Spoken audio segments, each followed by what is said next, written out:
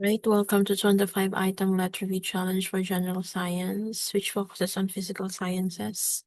So to start with, we will cover the topics related to physics.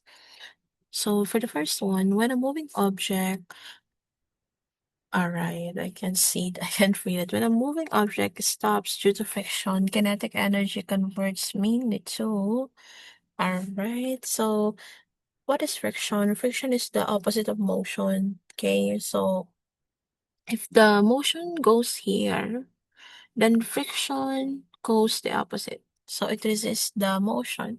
And the factor for this may be the rough surface or uneven surface that causes the object to be difficult to move or change in position. So what happens when it stops? Then the motion is converted into thermal energy. Okay? So for the next one, work is done on an object only when. So work is equals to force multiplied to displacement. That is for horizontal line. Now, the thing is, there you can only say that there is work if there is a change in position when you apply the force. So for example, this is you and then you are pushing an object and you applied a force, of course. So the object should move from point A to point B. So there should be a change in position. This block here should go here. So that is what we mean by work. A work is only done when there's a change in position that is applied by the force. So it's letter C. So next, which of the following is not a renewable energy? When we say non-renewable or not renewable, it means it cannot be regenerated in a short span of time. So among the options, the answer here is coal, because coal is from fossils and it needs millions of years to produce that, okay? The specific heat capacity is the heat needed to raise 1 gram by 1 degree Celsius. A machine with 80% efficiency receives 1000 joule. What is the useful output of energy? So you're being asked about useful output, and then you have the given the 80% efficiency, and then you have the input. Formula is efficiency is equivalent to the output over the input times 100. So you have the 80% already. 80% is equivalent to the one that we're looking for. That's the output. Then the input is 1000 joules. And then multiplied to 100. So it should give you an answer of 800 joule. So the answer here is letter A. Okay? And the next one, sound waves are classified as the answer for this. What is longitudinal wave? Okay, because sound waves is produced or travels through compressions and rarefactions. So we have the compressions and rarefactions. That is longitudinal wave. Unlike the electromagnetic waves that travels in transverse wave, it doesn't need a medium. That's why it looks like that. What is the relationship between frequency and wavelength of a wave? So you have here the formula: wavelength equals the speed of the wave and then the frequency of the wave. So the relationship is inversely proportional. When you increase the frequency, the wavelength decreases. Okay. So that is letter B, inversely proportional. Inversely proportional because they experience different phenomenon. What will happen if you decrease the frequency? The wavelength will increase, or the distance between the wave will increase. And the next one, which phenomenon explains why a straw appears bent in water? So bent, the keyword is bent, so that means it is rare refraction, letter C. Reflection, keyword for this is bouncing, bouncing back, right? So it's like a smooth surface is the word. And then diffraction, the keyword for this is a bending around the edges, bending around the edges, or sometimes it's splits, double slits. Again, keyword is bending, bent around edges. And then sometimes they mention double slits. All right. Anyway, and then refraction bent image.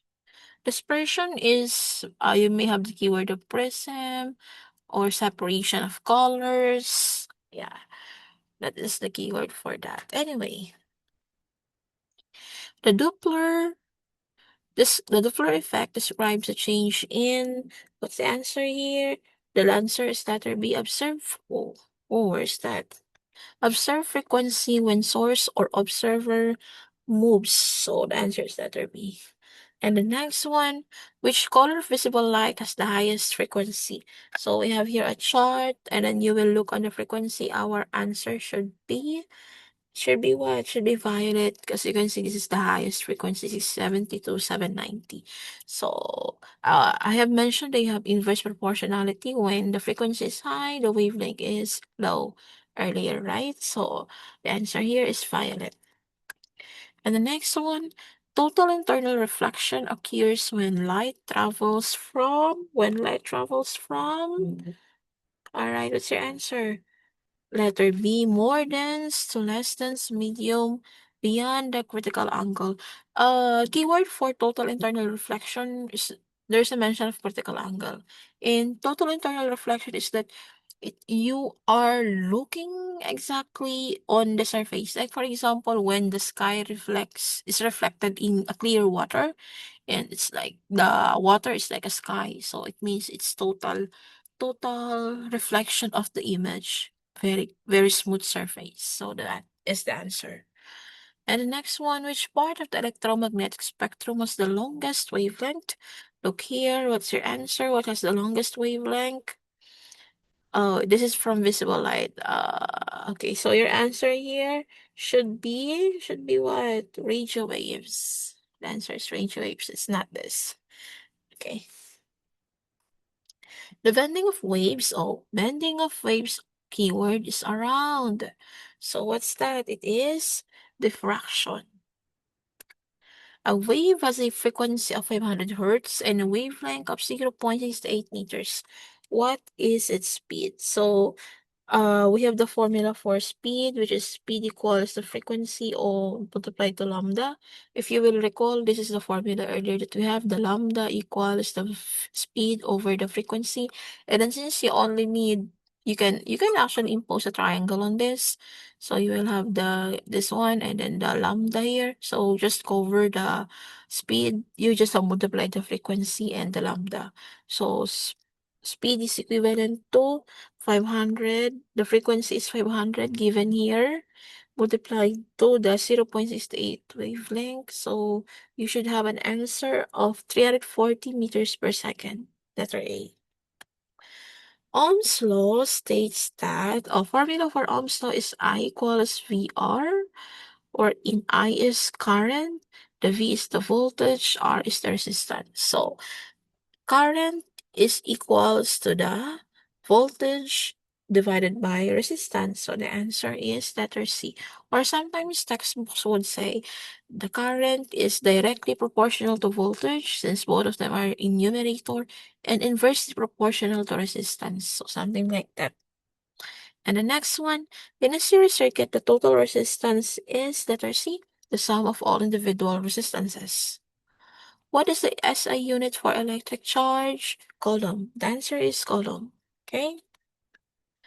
Which material is the best conductor of electricity? Silver. Silver is a metal.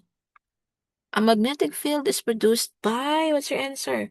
Moving electric charges. So that is letter B. What is the function of a transformer? By the way, what is transformer? This is transformer. So the function of this transformer is to, letter C, step up or step down AC voltage. AC voltage is alternating current. So DC voltage is direct current. So you can commonly find direct current on batteries because they don't need to be converted. But AC voltages, you can usually find them in transmission lines. Yeah. If the current needs to travel from a long distance, that's it. In a parallel circuit, the voltage across each branch is, so this is the parallel circuit here. The same terminals of both devices are connected together, while for the series is made by connecting the end of one device to the beginning of another. That is the difference. Now, what is your answer for this one? The same for all branches in parallel circuit. The voltage across each branch is the same for all branches. Next one, electromagnetic induction is the process of generating electric current from a changing magnetic field, letter B. What does a fuse do in an electrical circuit rather? What is it? Breaks the circuit when current is too high. So sometimes if your house would suddenly shut down when there is a current overload. So it's letter C. Alright, next one. Which law states that force between two charges is proportional to the product of the charges and inversely proportional to the square of the distance? So that is Coulomb's law. So again, the law states that the force between two charges is proportional to the product of the charges and inversely proportional to the distance. Yeah, that's why it is Coulomb's law. All right, that's it for our review. Check out the next videos.